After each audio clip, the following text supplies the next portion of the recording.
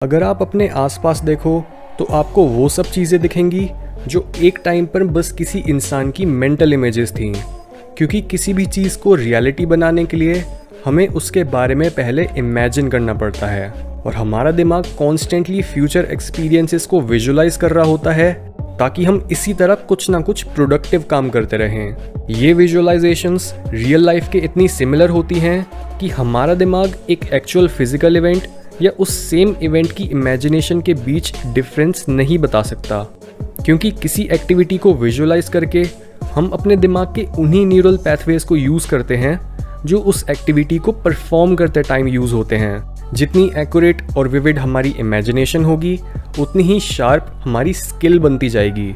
जैसे एक स्टडी में देखा गया था कि एक वेट लिफ्टर के दिमाग के जो पार्ट्स एक काफ़ी भारी वेट उठाते टाइम एक्टिवेट होते हैं, वही सेम पार्ट्स तब भी एक्टिवेट होते हैं जब वो अपने आप को उस वेट को उठाते हुए इमेजिन करते हैं। और जब भी वो अपने दिमाग को पहले से कन्विंस कर लेते हैं कि वो एक भारी वेट को उठा सकते हैं, तब उनके उस वेट को उठाने के चांसेस बढ़ जाते हैं। इस वजह से अपनी डिज़ायर्ड आउटकम्स को विजुअलाइज करके हम अपने दिमाग को रीवायर कर सकते हैं अपनी परफॉर्मेंस, फोकस और मोटिवेशन को बढ़ाने के लिए, जिससे हम कम समय में बेहतर रिजल्ट्स प्रोड्यूस कर सकें। इस टेक्निक का कॉन्सेप्ट काफ़ी सिमिलर है लॉ ऑफ अट्रैक्शन के, जो बोलता है कि एक इंसान के पॉजिटिव या नेगेटिव थॉट्स उसकी लाइफ में फेवरेबल या नॉन फेवरेबल एक्सपीरियंसेस ला सकते हैं।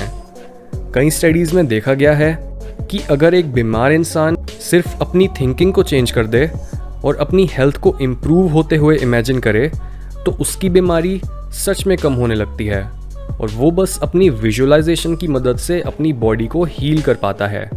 यानी अगर हमें किसी चीज़ में बेहतर बनना है तो हमें अपने आप को उसमें ऑलरेडी एक एक्सपर्ट बनते हुए इमेजिन करना चाहिए। ये तरीका एथलीट्स और एंटरप्रेन्योर्स के बीच ऑलरेडी सबसे ज़्यादा पॉपुलर है।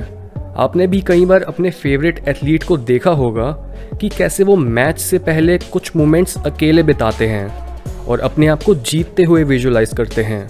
इस तरह से वो अपनी एक्सपेक्टेशंस और इमोशंस को ज़्यादा इफ़ेक्टिवली मैनेज कर पाते हैं। 2010 में हुई एक स्टडी में ये प्रूव भी हो गया था कि जो लोग अपने पॉजिटिव गोल्स को रोज़ विजुअलाइज करते हैं, वो अपने दिमाग के उन एरियाज़ में ब्लड फ्लो बढ़ाते हैं जो डिसीजन मेकिंग के लिए ज़रूरी होते हैं। पर जो लोग नेगेटिव सोचते हैं या अपने गोल्स को विजुअलाइज नहीं करते, उनका ब्लड फ्लो उनके दिमाग के इमोशनल सेंटर्स में बढ़ने लगता है और इसी वजह से ये लोग प्रेशर के टाइम पर ना तो ढंग से परफॉर्म कर पाते हैं, ना ही अच्छे डिसीजंस ले पाते हैं और अपना प्रेजेंस ऑफ माइंड खो देते हैं। पर लॉ ऑफ अट्रैक्शन का आइडिया इससे भी ज़्यादा डीप है और सूफी पोइट रूमी ने एक बात बोली थी कि what you seek is seeking you, यानी जिस चीज़ को आप ढूंढ रहे हो वो आपको ढूंढ रही है। एग्जाम्पल के तौर पर अगर आप एक काफ़ी हम्बल बैकग्राउंड से हो और आपकी लाइफ का सबसे बड़ा गोल है कि आप खूब सारे पैसे कमाकर अपने पेरेंट्स और कम्युनिटी की हेल्प कर सको, तो आप विजुअलाइज करोगे कि कैसे एक दिन आप बड़ी बड़ी डील्स करोगे, अपने पेरेंट्स को नया घर दिलाओगे, बड़ी गाड़ियाँ चलाओगे और बदकिस्मत लोगों की मदद करोगे। और जितना आप इन सारे फ्यूचर इवेंट्स को इमेजिन करोगे, उतना आपका दिमाग इन मेंटल इमेजेस को सच मानने लगेगा। और इस पॉइंट पर आपके साथ एक काफ़ी अजीब चीज़ होगी, यानी आप अपने एनवायरनमेंट में हर चीज़ को एक टूल या एक ऑब्स्टिकल की तरह देखने लगोगे और जो टूल्स या अपॉर्चुनिटीज़ आपको अपने गोल तक पहुंचा सकती हैं, वो खुद आपके पास आने लगेंगी। इसे बोलते हैं सिंक्रोनिसिटी। और विजुअलाइजेशन या लॉ ऑफ अट्रैक्शन को समझने के लिए सिंक्रोनिसिटी को समझना बहुत ज़रूरी है, क्योंकि पैरासाइकोलॉजी बोलती है कि लाइफ एक रैंडम सीरीज ऑफ इवेंट्स नहीं है, बल्कि हर इवेंट बाकी सारे इवेंट से कनेक्टेड होता है। और तभी जो कुछ भी हम अपने अंदर एक्सपीरियंस कर रहे होते हैं, हमें उसकी रिफ्लेक्शन बाहरी दुनिया में देखने लग जाती है। पर बहुत बार जब हमारे अंदर अपने गोल्स को लेकर कोई क्लैरिटी नहीं होती, तब हम इन साइंस को इग्नोर कर देते हैं और तभी विजुअलाइजेशन का काम होता है आपके आउटर एक्सपीरियंस को आपके इनर एक्सपीरियंस के साथ सिंक्रनाइज करना। अब हम बात करते हैं कि विजुअलाइज करने का सही तरीका क्या होता है। सबसे पहले अपनी विजुअलाइजेशन को जितना हो सके उतना रियलिस्टिक बनाने की कोशिश करो। जितनी एक्यूरेट आपकी मेंटल इमेज होगी उतना ही बेटर आपको आउटकम मिलेगा। और ऐसा क्यों होता है, इसको समझाने के लिए साइंस के पास 3 थ्योरीज हैं। फर्स्ट है साइकोन्यूरोमस्कुलर थ्योरी, जो बोलती है कि विजुअलाइजेशन काम करता है क्योंकि अपने आप को एक एक्टिविटी परफॉर्म करते हुए इमेजिन करने से हम अपने उन सबकॉन्शियस न्यूरोमस्कुलर पैटर्न्स को ट्रेन करते हैं जो एक्चुअल एक्टिविटी या इवेंट के टाइम पर यूज होते हैं। सेकेंड थ्योरी है फंक्शनल इक्विवेलेंस, जो बोलती है कि विजुअल इमेजरी और actual physical actions same neurophysiological processes को शेयर करते हैं।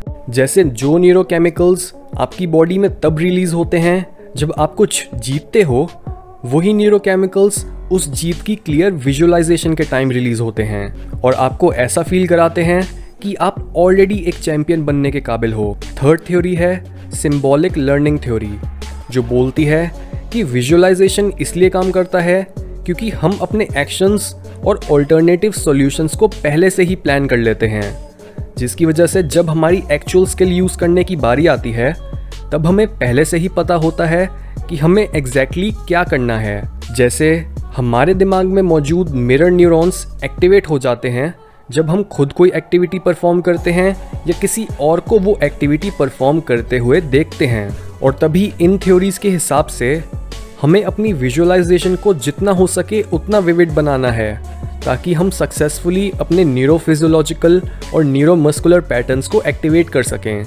एग्जाम्पल के तौर पर, अगर आप एक नई जॉब इंटरव्यू के लिए तैयारी कर रहे हो या आपका कोई मैच है या इवन अगर आप अपने क्रश को डेट पर ले जाने की सोच रहे हो, तो हर पॉसिबल सिनारियो को विजुअलाइज करो।